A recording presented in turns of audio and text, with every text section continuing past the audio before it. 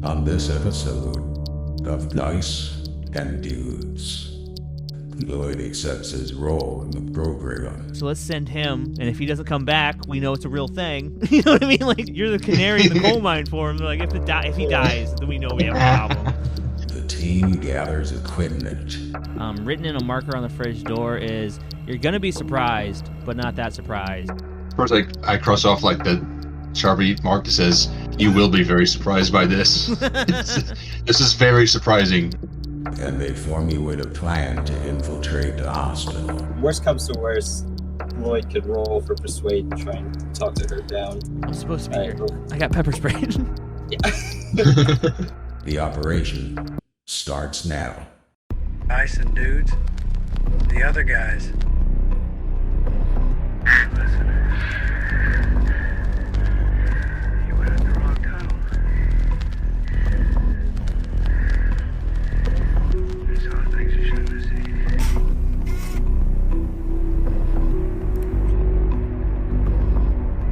We no longer cleave to any government agency. We now operate privately on our own project.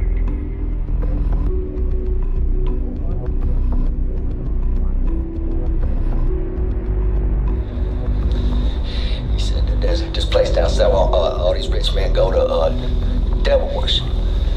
He said they sacrifice kids and whatnot. Women and children all got murdered there. And something about some place called Carcosa and the Yellow King.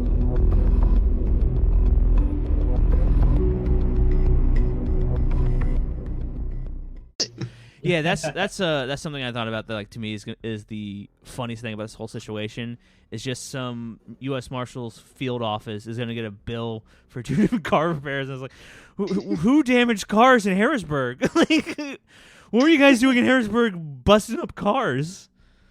A baseball bat?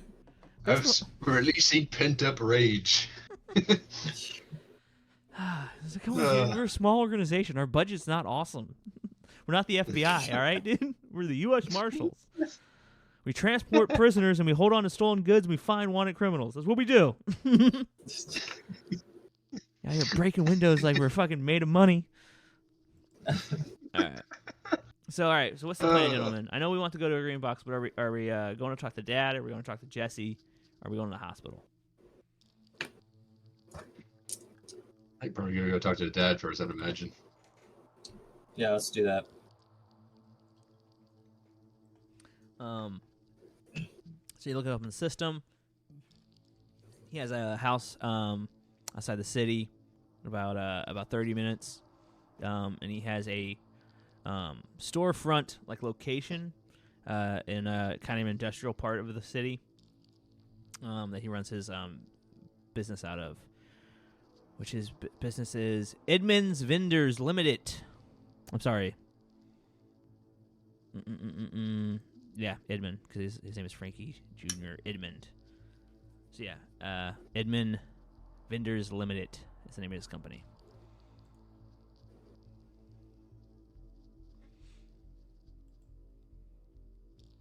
Right.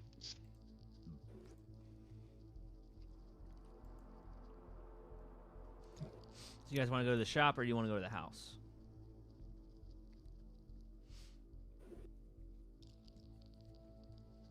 What time of day is it? Business hours? So the morning was the interview with the lady.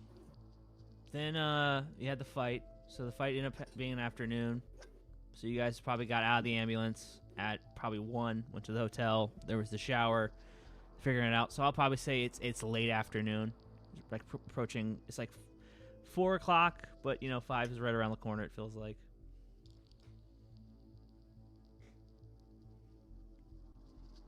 Wondering if we should go straight to the house. I think you'd probably find more information about Frankie Jr. there than at the storefront, maybe. But Where, at the storefront or at the house? no, not at the store. I was just saying that at the house you'd find more info about Frankie Jr. And I was thinking, if Dad's still there maintaining the store, then it'd be a good time to kind of. Well, I said store, but it's more like a shop. It's like, like they probably bring machines in So say they have a soda machine at a laundromat and it breaks. The guy calls them, the laundromat calls them. They go and get it, take it to the shop, put a new one in, and see if they can fix it. And there's probably like sodas on site and like probably a machine that sorts change, stuff like that. Boxes and boxes of weird Chinese toys that they put in, claw games. Yeah. That's the same box my first wife arrived in. That's not okay. That's Lloyd is not exactly he's a fine sad, individual lonely, for morality. sad little man. If this whole scenario took place like further in the future, I would have said that he met both his wives on 90 Day Fiancé. Yeah. I love the idea of like Lloyd being a minor celebrity. That makes me laugh. Again, because he's coming back. That's my favorite thing about his character. He's coming back. He is if he survives, he's coming back. But he's just a minor celebrity. So every once in a while, I'm like, all right, roll luck to see if this lady loves you. He's like, wait, hold on, aren't you you're U.S. Marshal? Aren't you the Bigfoot guy? And he's like, well, no, not me. Hey, me. Yeah, you are because you were only recording yourself. So like, do you know if I'm a Bigfoot? So a concept I'm trying to work into the game that I like is this idea that like Delta Green, why they have a big budget, they do like they can't obviously bring everybody in. So every once in a while they'll have these guys where it's like they'll have Foley, like a contractor who killed a wizard. So now they're like, all right, man, we're getting you. Also, I like they have Lloyd who accidentally stumbled onto an actual monster, and they're like, look, like we don't know if this is our thing, so let's send him. And if he doesn't come back, we know it's a real thing. You know what I mean? Like they're like he's useless, but if he finds something, you know what I mean? You're the canary in the coal mine for him. They're like if he dies, then we know we have a problem. So it's fun. I feel like the time. Will anyone miss Lloyd? No one will miss Lloyd. No, his wives will be ecstatic probably. All right. So yeah, we're heading to the house. Do you guys want to go to the green box before you go to the house? Yeah, I say the house. Yep. Yeah, let's hit a green box. All right, so we're doing the green box, then the house. Yeah. Okay, where's my green box? I rewrite this every time you guys use it, so it's always fun. And I usually do it high, so I always forget like what is in my green box. There's my green box. That's stuff for the green box. Where's my green box? Forgive me, gentlemen. We'll return after these messages. All right. So you guys actually just get kind of like coordinates to like an old farm, about an hour from Harrisburg. You guys pull up. There's a big like padlock. It's chains around like a cattle gate. It's a little number lock. You got text to the number. You pull it off. You pull the chains down, and you roll up. And there's an old dilapidated farmhouse that's kind of like falling into itself. And you kind of see a bright red, like big heavy storm door, like in a concrete cylinder, the side of the house. So it looks like like a weird entry to the basement. That also has a lock on it. Again, the number lock. You open it. You pull it up, and you kind of step down some stairs. And the basement is clearly being like closed in. You see like blue tarps running along the walls with lights and like stapled up. This looks like a scary Fallout, like a prepper room. But Delta, you're in. There's like a "Don't Tread on Me" flag on one concrete wall, and then a gay pride flag stuck, like a little sticker stuck to it, clearly like stuck to the snake. Someone clearly mocking whoever hung this flag. So yeah, there's a old metal red shelf with some stuff on it. You have to go over and look. There's a fridge plugged into a fall wall. You can hear it humming, filling the room. What do you guys want to do? You guys want to go look at the shelves? We got a little. There's a pile of bags you can look through. I'll go to the shelf. Shelves. Okay, let's do this. So on the shelf there's a shoebox that you can look inside. On the bottom shelf is a trash bag. You can open that if you would like. There's a box hanging on the second shelf with a pink fanny pack in it. And look at that. Oh, go ahead. Oh, and at the end, kind of leaning against the corner of the shelf, is a bulletproof vest that clearly has dried bloodstains on it.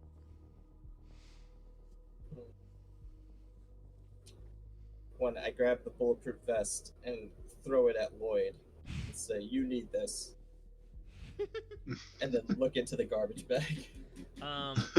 So in the garbage bag, there's like some old coats and stuff like that. And at first, you're kind of confused by it, and then you find a revolver, kind of wrapped up in a cloth.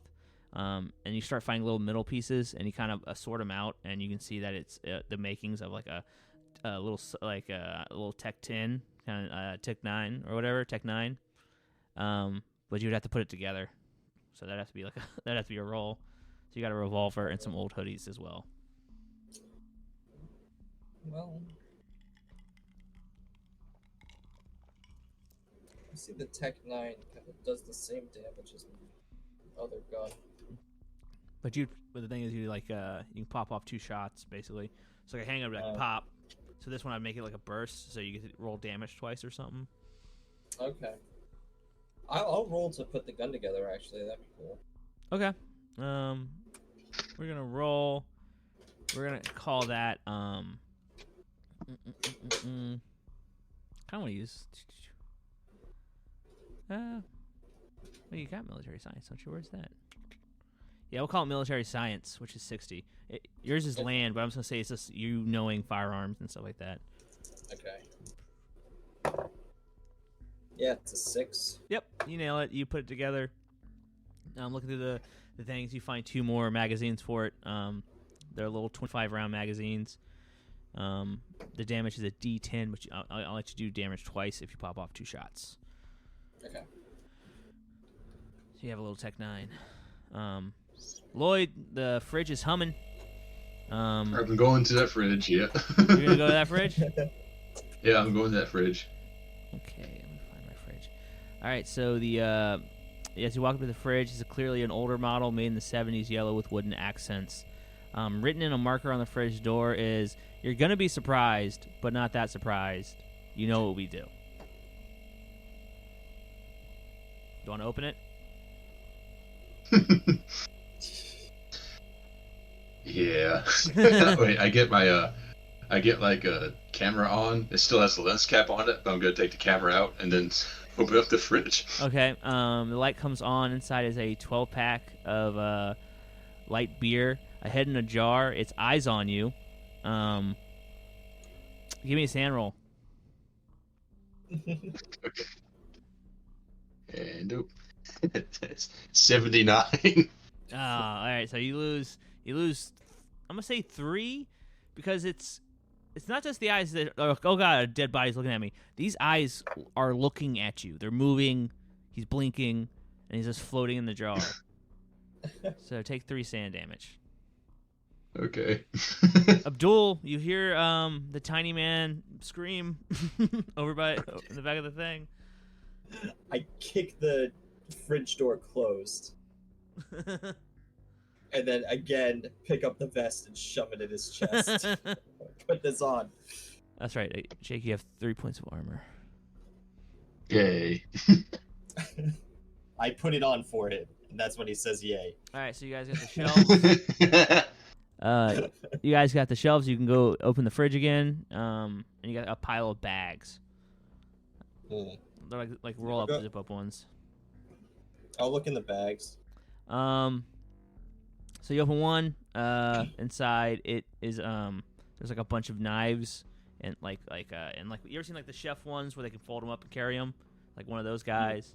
There's a white T-shirt in there with some blood stains on it. There's a block to sharpen it, and then there's one of those like little masks you just can tape here, like it was supposed to be like, I guess, like a dirt bike mask or whatever. There's like one of those in there as well. So Jake, do you want to try open the fridge again? Do you want to look through the shelves? There's a part of me was like, there was some beer in there, but I think I am going to go through the shelves this time. I'd be like, nope, I could open that again. Okay.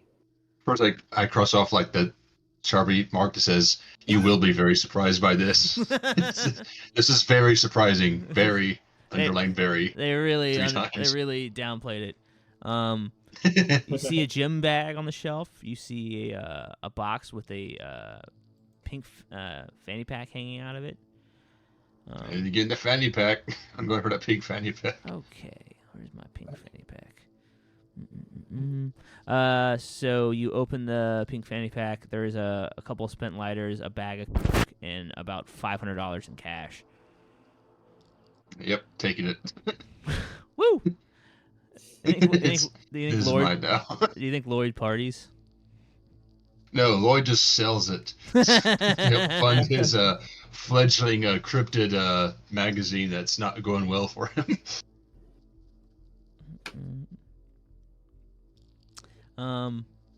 So yeah, there's a bowling bag. There's a footlocker at the far wall. It's a little green footlocker. Faded green with scratches and dents in it. Strange markings cover it.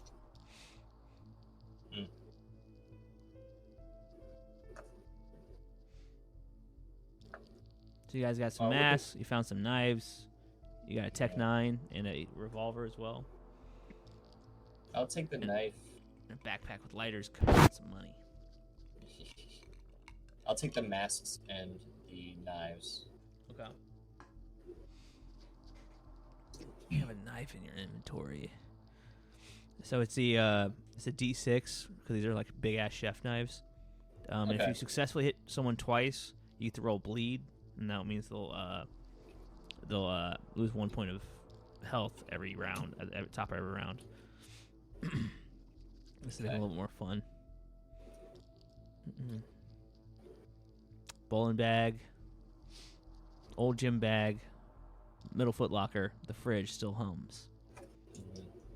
Anything you guys want to try to look at and dig through anymore?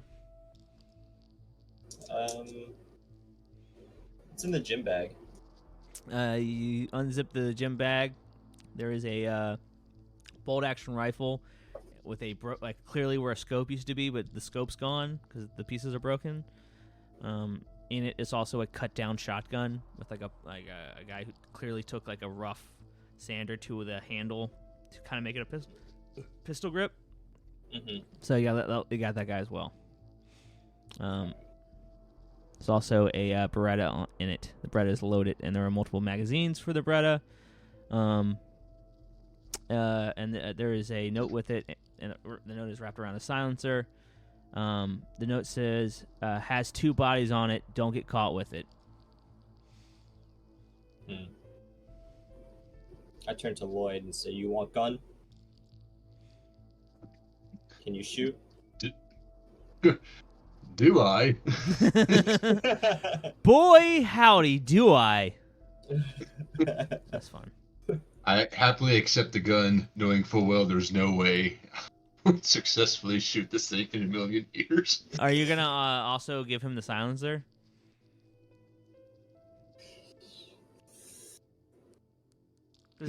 Because the silencer, like you actually have to have a piece attached to the barrel, so it's not like it's interchangeable for the other guns. And like, oh, well, let me stick this on the Tech 9. It's not like that's. You have tape, but it's going to fall apart very quickly. But it also has 2 bodies on it, so it's definitely the one if like you guys get pulled over, and like, why'd you have a Beretta with a? What's going on here, dude? Yeah. We're definitely gonna take the shotgun. Okay. So Jake, you have the Beretta. The Beretta has a distance about 12 meters. The damage is 1d10, and you have 15 rounds in the magazine. And you have 3 magazines at least. Yeah. Unless you want the shotgun, Jake. I don't know. So far, he's the most damage he's done to himself. Let's maybe not give him the shotgun. Maybe keep the bread.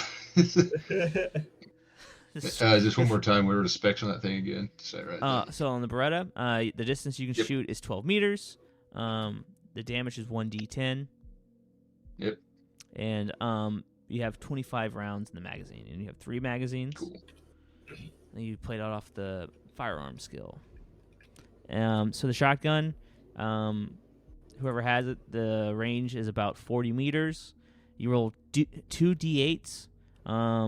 If you're within 5 feet of someone, you got a 10% chance of lethality. 10%. Yeah, and there are 6 shells. Carry 6 shells in the tube. Okay.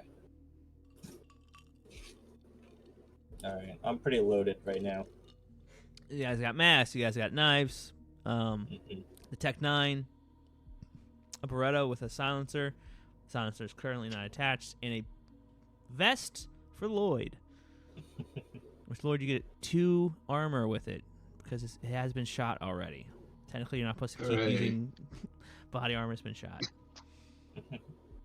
I'm definitely putting my Kevlar vest under my shirt. Okay. Yeah. So the one you have, yeah, I guess that makes sense because you would be a private contractor guy. You would have small vests like that. That makes sense. So you got like a proper vest, and there's probably like a plate carrier. So I'll give you a plus 4 armor because that's makes sense for your character because this is literally what he does. So you would have like the slick stuff where it's like, yeah, it's light and I can put in a bag in the trunk of my car. Right. All right, so we're heading to the Edman farm. Yeah.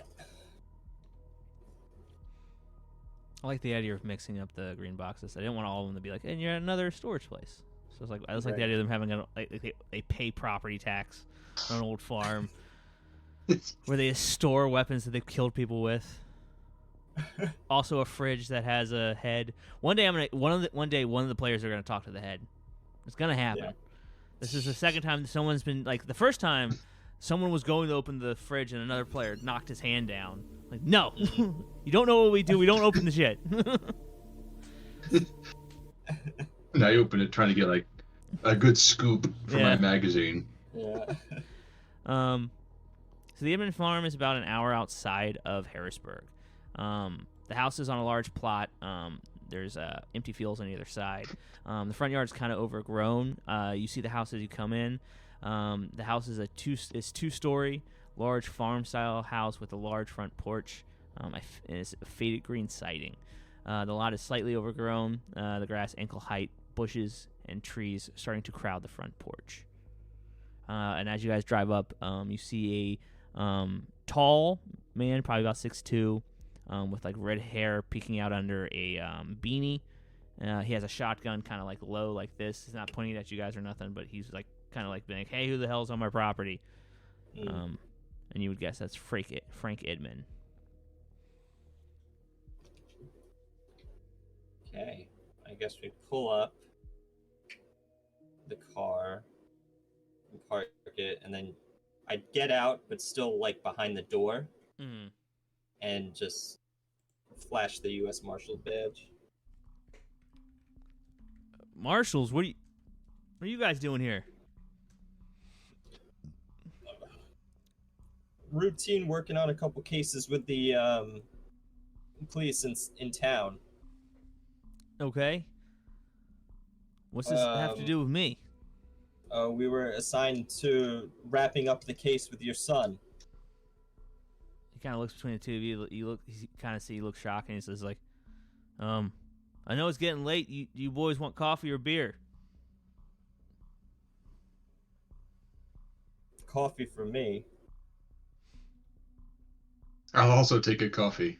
But I'm not taking any peeks inside of any refrigerators anytime soon. He finds that a little bewildering. But yeah, he kind of waves you guys up the drive and into the house.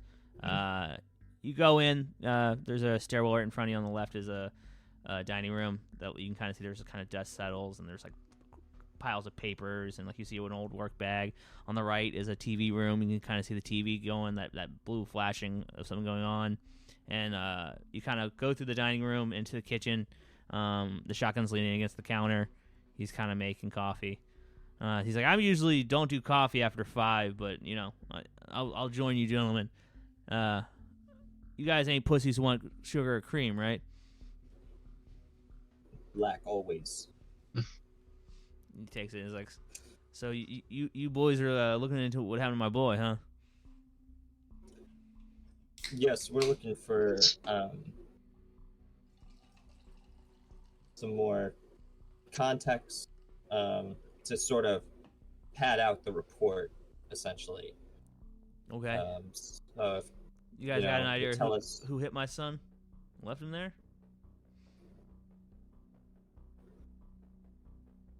Well, we're looking into it. There's, some eyewitness reports that we're following up on. Good. I will definitely narrow it down. Okay. So what do you need from me?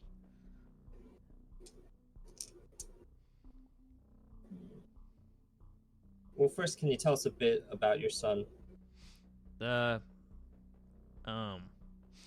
Frankie's always been a quiet kid. Kind of kept to himself, his own kind of hobbies. We lost his mother when he was just 6. I think that I think that was real hard on him. It was hard on both of us. But I can't imagine losing your mom that young. I don't know. He was always the odd man out, and us Edmund tend to be big men, and he's the biggest one in our family, 6'2", and he was 6'6", but he was like 6 foot by the time he was 13. Didn't seem much interest outside of like horror movies and metal. He would go to Philly and see metal shows all the time, horror conventions, stuff like that. Quiet kid, kept himself. I know he liked to drink and he smoked the freaking reefer, but he was a good kid. Good kid.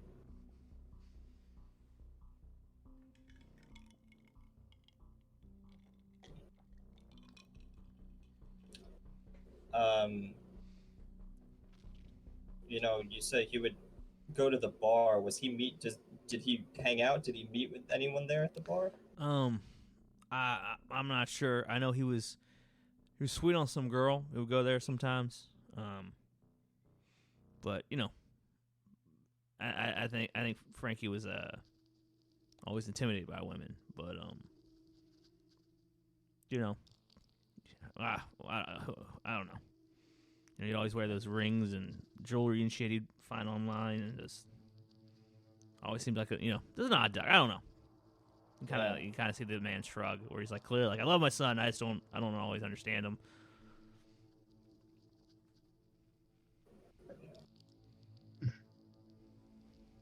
I'm trying to learn a bit more about who he is. Do you mind if we take a look in his room? Yeah. Go ahead. 24-year-old living with his dad, so excuse the mess. Kind of leads you guys up, and you open the door to Frankie Jr.'s room. All right, hold on, let me find the house. That was on the dad. So yeah, he opens the door on the second story. It's a corner room where there's kind of a window, and you can kind of see a field. It's a dirty room. There's plates with old food on them. Empty beer bottles and an ashtray full of cigarettes and a couple popped out. Looking around the room, you guys see every horror. Like the hockey guy, he's there. Posters across the way. Same thing with like Malcolm Mays, he's on the wall there too. You see a bunch of horror figures, and you see an old block desktop at a desk by the window. What do you guys want to do?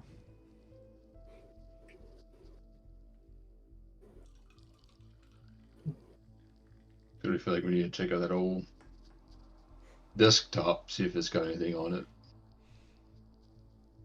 Yeah, we can take a look. I'm intrigued by the jewelry and stuff.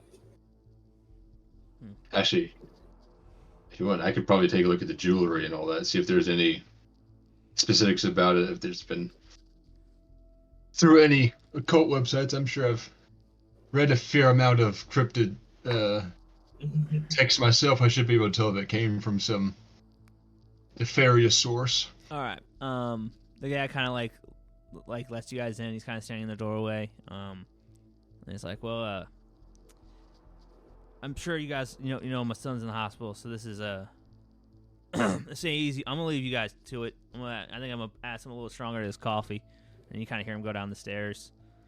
You You guys give me search rolls.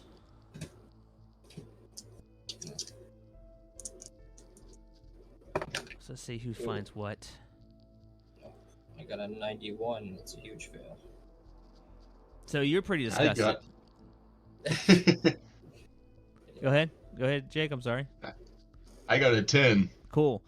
Dope. Perfect. This is exactly who I need to vote to react like the right way. All right. So yeah, you're pretty disgusted because you run a tight ship.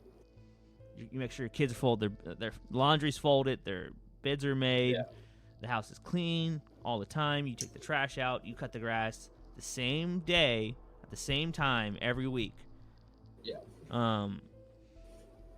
So you're pretty grossed out by all of it. So you kind of step in, but you don't really want to touch anything.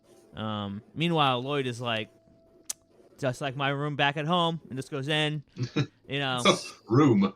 my van back home, my van at the hotel. So yeah, you find a couple old books. You kind of tell Abdul, hey, maybe check out the computer. You find some old books, and you find some. You find like a lot of like. You find gloves, and you find like a black mask, like a ski mask. You find like a duffel bag full of like. There's a toaster in there. There's a couple like old electronics in there. Like, you find an old Game Boy. There's a couple watches in there. So one of the books that stands out to you is actually, what is your occult at? Occult. It's 40. Where is it? So 40. Yep. So you're gonna have something. You're gonna know something about this anyways. But I need you to roll to see how much you actually know about this guy. Because you find a book on a guy known as Walden. Yeah. All right. 81. Okay. So you know a little bit. You don't know a lot, but you do know a little bit about him. He's a rather frequent feature in the occult online community. Someone he's talked about. He was like a Romanian occultist at the turn of the last century. But you can't really remember because there's a bunch of the weird dudes like that, like these dudes who came out of like Eastern Europe, who were like weird mystics at the time. So you're kind of confusing the stories, and you don't want to say any of them to Abdul because you can't remember what he actually was and what he wasn't. So that's a line you guys can chase down. And don't you have a thing to look at like old antique stuff, right? Yeah, I have both anthropology and archaeology, so let's call it anthropology, and we'll have you roll. This is see if you kind of recognize some of these weird jewelry stuff. 46. So among like the stuff like you're digging through, and like you see the book with Walden, and you're like, all right, I know this guy, an occultist, and you look up and you see a ring, and you remember that it talks of something with rings bring power unlocked by blood. Like you remember reading that phrase in like Russian, and you can't quite place it from where. So, Abdul, you click the computer open, and ask for a password. Give me a luck roll. See if you can just guess this, or if there's just a note on the table for him, because he kept forgetting it. Odds or evens? I'm going with evens. It is evens. All right. So the computer is locked. Do you want to just try one? We'll just give a computer science roll. We'll give it a base of 20. See if you can get it open. Yeah. And this is me like looking at one of the posters and using like the title or something. You're just gonna write that title verbatim and see if that's the password. Where is it? Wait, for which skill? I'm calling it computer science, but I'm just saying I'm gonna give you a 20 at it, just a fucking 20. So. Okay. No, it's a 60. Nope, it's not it. Lloyd, you want to give the computer a try? I crack my fingers there. Let's give this a shot. So I'm gonna let you roll it with occult because you're kind of getting a feel for the kid, right? Mm-hmm. You're seeing his room. I feel like I know, like, I'm getting in the mind of this dude. Yeah, you're like, I know this guy. This guy I was this guy. So I'm gonna let you roll occult for it. So you're gonna guess like, I'm a 20-year-old occult fan who likes weird shit. What would my password be? So go for it. Let's roll call it a cult. So you got a 40. I rolled a 94. Oh, so I just type in Hetty Fruger. That's right. I like the idea that like he's And like talking it up. He's like, Abdul, I know this guy. I'm in his head. I know what he's thinking. Enter. Denied. Damn it. Oh, I got nothing. Okay, I tried. So yeah, you guys got these old books you can go through. You not out of the realm of possibilities to get someone out here, or maybe get the computer out of here to see if you can get into it, because this is not a hard computer to get into. This is a basic home model. It's not like a government security laptop or some shit.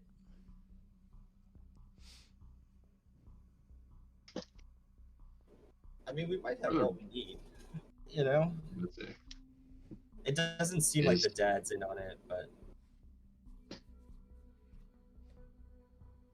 Yeah, it seems like this dude's got this thing written down in Russian that's either... I remember it's either from an occultist or it's from the vows from my second wife. The ring brings power, brings blood. All I need to know is occult connected with Frankie Jr. Correct? Yeah. Seems like it to me. Let's get this motherfucker. You kind of thank the dad. You tell him, hey, we're taking these books. We might have someone come check out the computer, so don't be weirded out if someone comes by to get it. You guys wish him good night, and yeah, what's the plan now, gents? Are we gonna? The evening's coming in. It's we'll say it's about 7 o'clock after digging through that room. What are we doing? We going home? Taking a nap? Go get some food? We gotta get into that hospital, unplug that boy. That's what I'm thinking. This is gonna be perfect. All right, so what are we doing? What I'm thinking. Are we going loud? Are we like kicking in the door with mask on, going up the stairs? Like we're not. I'm not saying like you kick in, kill the door guy, but you're like come in and like stay there, stay there, stay there, stay there, and then you move up the stairs. Are you walking in all like, oh, we're just hey, I got a knife thing. I want you guys to check out my stitches, and that guy got pepper sprayed, so we're just. I'm gonna pepper spray you again. All right, and then we're gonna go. I like the idea that Abdul keeps. Wait, what? Abdul keeps coming up with plans of like, I'll throw you out the window, and the dad will be like, oh my god, and then I'll run out with the computer. All his plans involve hurting Lloyd to succeed. I like it better. It's like he doesn't even do with the plan that he just does it, and then he's like, just go along with it. Just go along with it. So, are we pepper spraying? Are we walking in quiet? Lloyd, do you have disguise at all? Do I? I do not. I just have that 10% from the. Okay. All right, it's the same with me. I was thinking if we go in with lab coats, we could sneak in. So I'm willing to, because that's not as much of a jump. I'll let you roll stealth, but -10, so it'll be just 50. Because that, like, the idea of like you're already a guy who's used to sneaking into places. Like Lloyd's not, but you are, and it's not. Right. I don't think it's a crazy logic jump for him to be like, well, if we have to kill this kid, we shouldn't go in regular clothes. We should probably try to look like the people working there. Yeah. So I would do that. You know. Okay. All right, so roll that for me. We'll call that you have to roll a 50 or below. Okay. I like this idea. So if this works. Yeah, it's a 20. Yeah. All right. So, yeah. One of the things actually, since you got to the States, and since the kids are in school, your wife's like, "Hey, I'm gonna get a job." So she went to nursing school and stuff like that. So you have a general idea of how the hospital goes.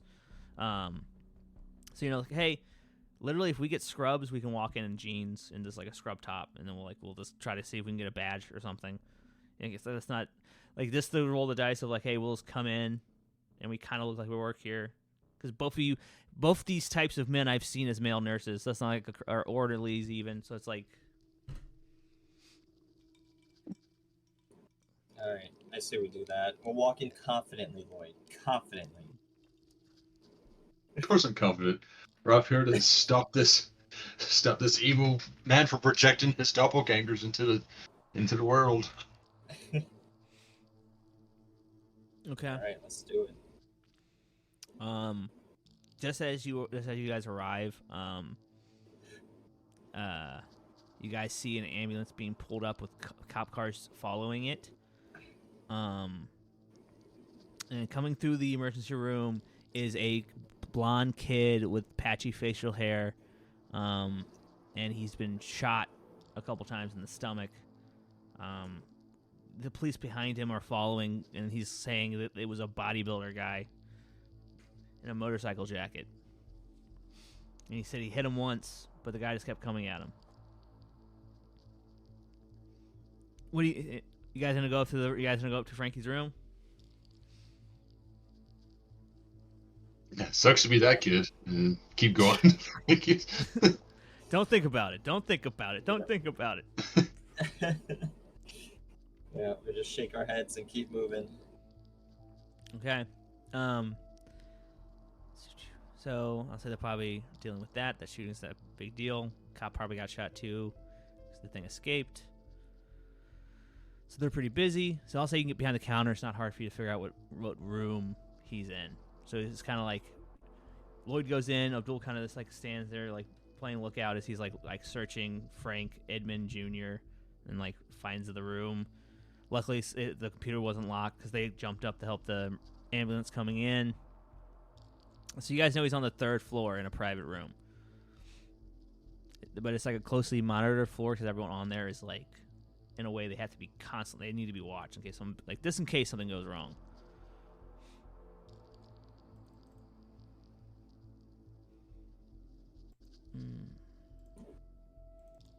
So we're heading up to get him. Yeah, is there like a shift chart we can check? Yeah. Kim Parker is the one. She's working from, because it will say it's about, by the time you get there, it's probably about 8. And she's there from 8 till midnight, and then like there's gonna be a shift change for the overnight people. Probably 2. Probably not this midnight. Probably 2. Okay. I need to distract her to get in there.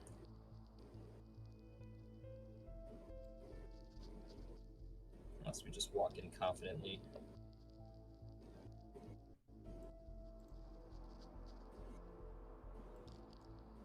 Best way in.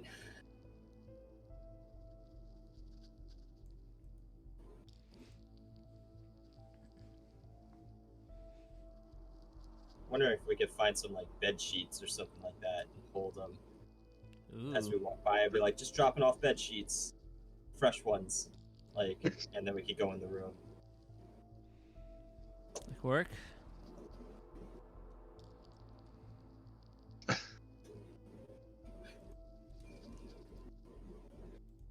Yeah, why don't we try that? I don't know. All right, so you guys getting bed sheets. You guys are gonna try to act like orderly, walking up and change his bed sheets. Yeah. Okay. So how we're gonna do this is we're gonna let Matthew roll a stealth roll for you guys going up with a -10 because he's bringing you. Wait, what is? Before I do that, I want to see what it is for yourself, because I want to say yourself is 60. Yeah, your stealth is 60. Yeah. So I'll say a -10 because you have Lloyd bumbling along with you. Like you have to keep. He keeps trying to do danger music. Like, it's like stop. When you give me the sheets first time, I thought I put them on my head first time. Like, oh, I like this idea. Ooh. Dude, it is so funny to me. Where like Abdul's whole experience with the Americans were like this sharpest, fittest dudes our country had to offer, and then he comes to work for Delta Green, a private program, and every time they sit him with dummies. Every time, and he's like, just him carrying the mission on his shoulders as everyone around him just bumbles about. Because I forget if you played with Abdul last time, Jake, but there was one where like the two guys struggled with the assailants for like 5 turns, and Abdul walked in and killed them both in 2 turns. Just like pop, pop. So yeah, that's just, to me, that canon of Abdul's life, where he's like a great dad, great husband, and he's a nice man. Then he goes on a mission. He's like, these fucking morons. I'm about to shoot them myself. Yeah. So yeah, So self roll for you, and if he fails the self roll, Jake's gonna get to do a luck roll to see if just you guys fudge it by. Because again, it's not like they're not like we have to watch the room. Someone might be back to kill him in the night, but it's like going about their routes. Maybe she's on the phone with texting her boyfriend or whatever. Right. Worst comes to worst, Lloyd could roll for persuade and try and talk to her down. I'm supposed to be here. I got pepper spray. Yeah. So 27 to pass. All right, you guys slip into the room. In the bed is a very large man, 6'2", probably like somewhere in the 3 bills, with muscle mixed in. It's like a mix of muscle and fat. You see the machine kind of beeping, kind of helping his breathing. What do you guys want to do? Would it be too blunt? Just go ahead. Before we go and just rip the outlet out of the wall. Maybe. I mean, we could pinch the bags. There's a myriad of options. You guys I also assume you guys brought that Beretta and the knives. Yeah, we did. It is silenced.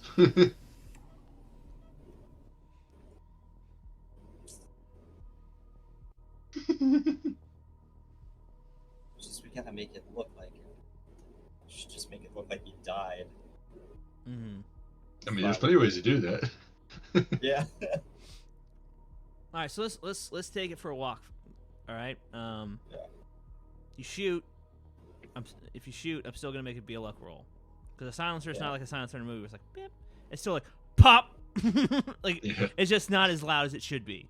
Like no one on the floor below you or above you is gonna hear it. But say like the lady is at the desk, happens to be paying slight attention. She'll be like, "What the fuck was that?" Because it'll sound like a light bulb, like a glass rolled off a table. You guys could unplug the machine. The machine is helping him live, but you guys also know, like, unplug the machine and then all of a sudden he goes, "Beep." The nurse isn't gonna be like, whatever, and keep texting. Like, she's probably gonna call, and then you're gonna have a bunch of people up here. Yeah, you can take the knife, you can stab him. You still have the thing where he's gonna start beeping, and she'll probably come running, and you guys have to be running the other direction. So there's just gonna be a problem of a response. You got to figure out a way to either stop the response, be it somehow find the way to turn off that lifeline thing outside the room or in the room, or take the knock the nurse out, kill the nurse, tell the nurse she has to be somewhere else. Like, that could be an option. Just like one of you trying to walk, Lloyd trying to be like, "Hey, I'm the new night nurse. They need you in the emergency room, and now I run this floor. Please leave." Like, you can try that. Like, and then like she's like, "Well, that's weird," and goes downstairs, and then because it's not like when someone in one floor starts to die, the whole hospital gets alerted. It's like that one, like that station gets it, and then they run in. So you guys could do that and just walk over, go boop, and just go beep, and then leave, because by the time like the actual night nurse shows up, he'll be gone. This poor innocent kid who hasn't done anything. Again, you guys haven't proven this. Flimsy case at best if this was actually brought to court. Yeah. It's how it works out in the movies, though, which is what we're in. So this is real life, dude. Take it seriously. Be serious, dude. Lloyd's life is falling apart. Fucking poor Lloyd, dude. That poor son of a... He's a sweet person. Clearly, he's a good... Lloyd. He's a sweet man. He wanted to connect with these women so bad he learned their language. You know how hard that is? This poor man just wants a connection. And he thinks Abdul doesn't like him, and Abdul doesn't. A sweet man. He knows Abdul doesn't like him either. Why can't he make friends anywhere as he goes? This poor lost soul, you guys. I'm writing a whole campaign around Lloyd, dude. It's gonna be Lloyd finding his true love. Bigfoot. I can ridicule Lloyd as much as I want, but I did come here myself, Jake, the actual person, not thinking, "Oh, right, we just can't unplug this dude and just walk away whistling." It's someone's gonna be alerted. I said, "Oh." Yeah, sorry. I hate to be the guy that burst the bubble. I felt like that was where this is going. It's like, guys, I'm not gonna let you unplug him and go fade to black. You guys did it. It's like, no, it's like the lady's going, what the fuck are you guys doing in here? You can't unplug stuff. So, what are we doing, gentlemen? We knocking her out. We trying to trick her. We're trying to shut the device off. We're just gonna just shoot him in the face and then run really quick, like like an old school cowboy. Just try to get out of town before the posse shows up. We're on the 3rd floor. That's pretty high up. Yeah, we'd have to run through the whole. Well, the good news is Abdul is fit. Lloyd, Yeah. pepper spray, regular fast food intake. That's gonna be a trip for you trying to get out of this hospital, buddy.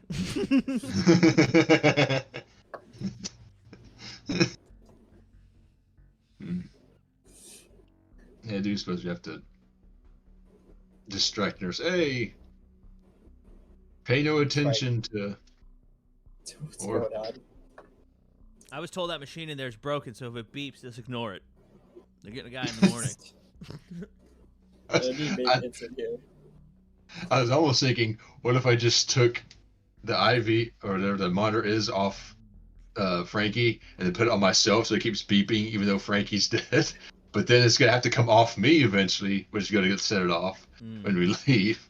It's like, I mean, yeah. That's so the thing is there. You could hoof it, like you could literally you could do that, like put it on yourself. So like there's a second where there's a disturbance and it's back to going. And by the way, when they look back at it, the numbers are gonna be wild. It goes from like a man on the verge of life to a not super healthy but a live man. You know what I mean? Like fucking his heart rate's great now. What happened? Like. I mean, so we could do that. Yeah, and you just have to hoof it when you. Yeah, you just have to hoof it once you put it back on him because it is gonna go boo, and then But the thing is, that's not crazy that a guy died. They'll be like, "This doesn't make sense. We responded so quickly, but I guess it's not quick enough."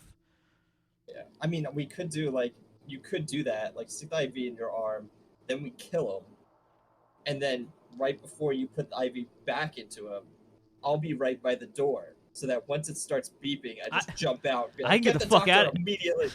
Yeah. Oh, there you go. All right. I thought the idea of duels were like, look, I'm gonna be at the door, so when you take it off, I can just already be going. I'm gonna already be running. I don't need to be faster than the bear.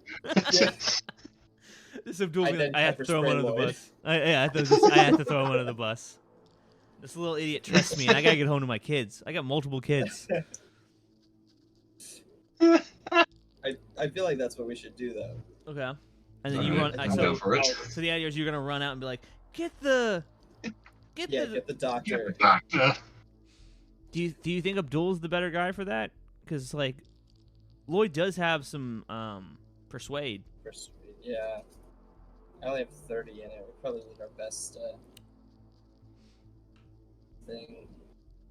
I don't have anything in surgery, but I got something in survival that might help. What would you call that? Sticking the IV back into me? I guess I would. I'd probably want to do you don't have any medical skills, right? No medicine, no first aid. I'm surprised he doesn't have any first. He should have first aid. That's a mistake on my part. I'm cool with calling that survival. Okay. Because it's you've probably done basic. You've probably put a bag on a guy. That happens in combat. You probably have done, especially that you were doing the high end, you guys were working with SEAL teams and Green Berets. You guys were doing real door kicker shit. So they probably taught you the basics, so you can also keep their people alive as well. Mm. So we call it survival, and it's just you knowing to put it on yourself, the correct way to put it, not to fuck it up. Mm-hmm. Yeah, let's do that. Here, I'll be the one to stick the IV in my arm. Okay. All right. All right. So let's see. Yeah, it's a 19. All right, you do it. You're very slow and steady about it. You think about the times you've watched your wife at work and like her. You remember her you looking over her shoulder, looking at stuff she was reading when she was studying up. You get it.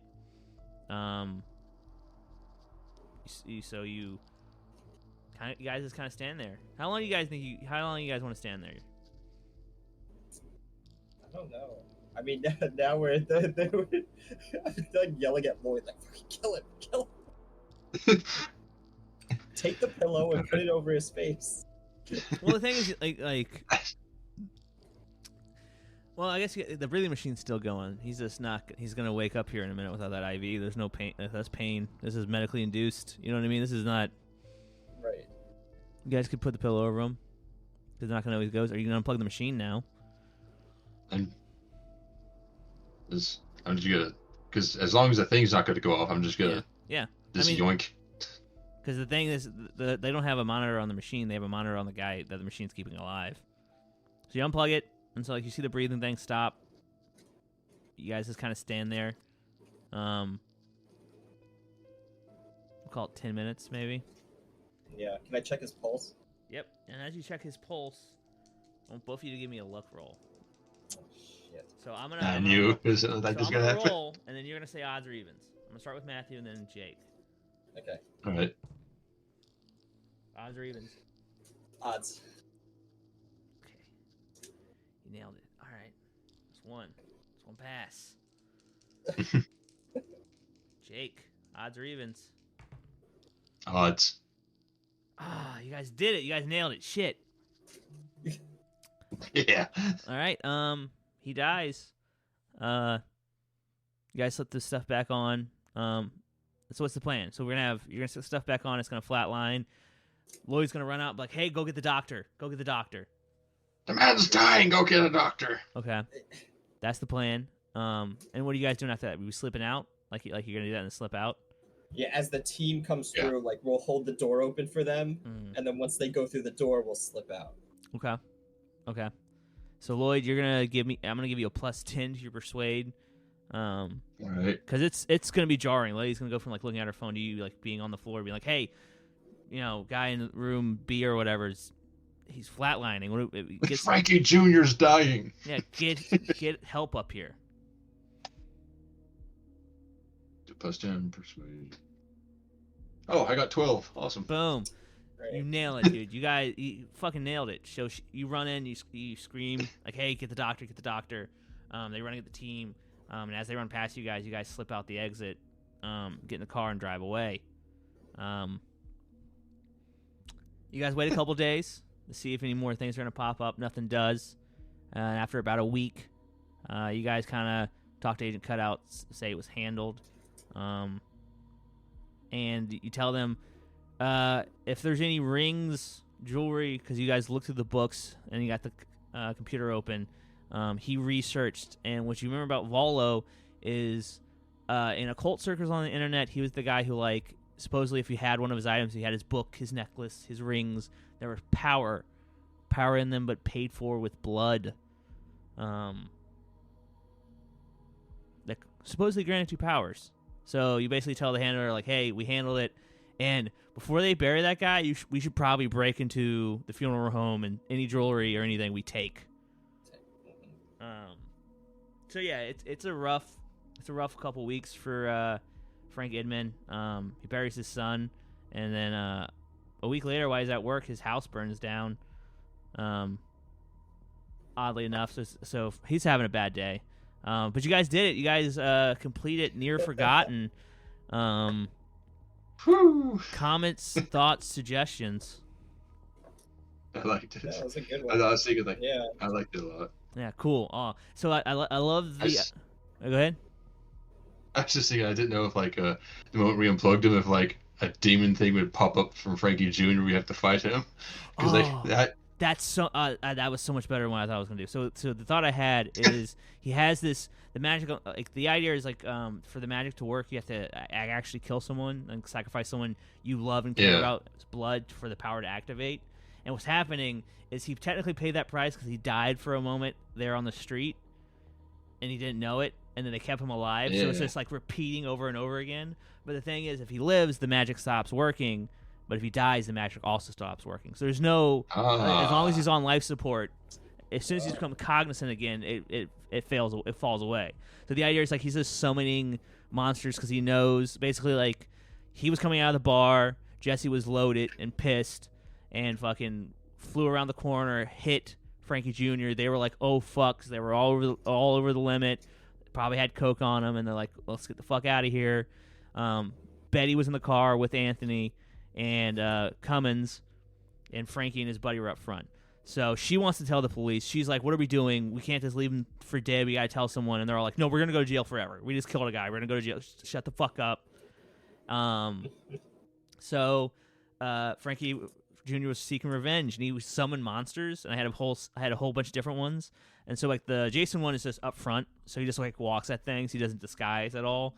And obviously, like, Frankie kind of realized, like, that's not going to be good now that he's wanted for murder. So, but the fake Michael Myers one can take the mask off, and he's just a dude walking around in a jumpsuit. So that's what he did. He literally stole a car, drove to the coffee shop with the intent of killing Betty. And then I also, when I added, so I had two goofy ones, and then like a one that would be a real problem if you guys ran into it. So the goofy one is he would summon a witch from the warlocks of Oz. And like the fun thing about hers is she has like claws, and she does have a broom that works, kind of. So she just wants to grab you, then fly up with you. Like that was. So I was trying to decide which one was going to be. Where is it going to be Michael Myers walking up with a knife on her? And you guys are like, oh fuck, or a witch trying to grab her and fly away. Just how cartoonish and like trying to get your head around. Like there's a green woman in front of me trying to fly away. It's a witch. And so the one that was a problem is he also summons a robot assassin from the future who hides in human skin. Yeah, so that guy would have been a problem. Because by the way, all these things I made real easy to kill. Because the idea is like the magic's not super strong. Like once it's actually confronted with violence, so they only have eight health points. But all of them have melee weapons except that guy. That guy has a gun that he can just keep shooting. You know, it's clearly a gun with a 7-round magazine, but he just keeps going boom, boom, boom, boom.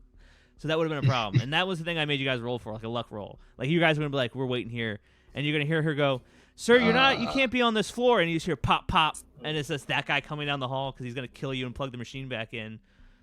No, right. So that was a lot of fun. That was cool. Yeah. Like I said, comments, thoughts, suggestions. No, I mean, I thought it was very logical. Like, once we found a clue, like, it kind of moved on to the next one. Yeah. You know, it made me feel like I was solving something. Yeah, cool. You know, once you get those connections in.